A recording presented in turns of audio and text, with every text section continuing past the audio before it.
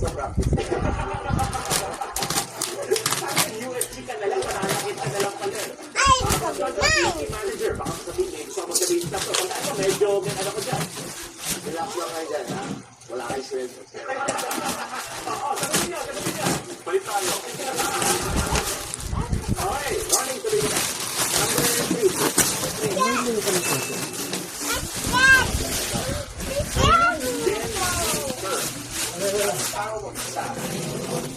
Pag-ignore, pagdeberma sa isang karelasyon. Right? Oh my God! Oh my God! Oh my God! Oh my God! Take it from you, baby. Ano itong photoshoot? Ano itong modeling? Sorry ha.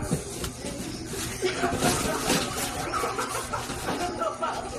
Nasa dulo ng dila ako. Ito ba naman? Okay, sige, pwede ka.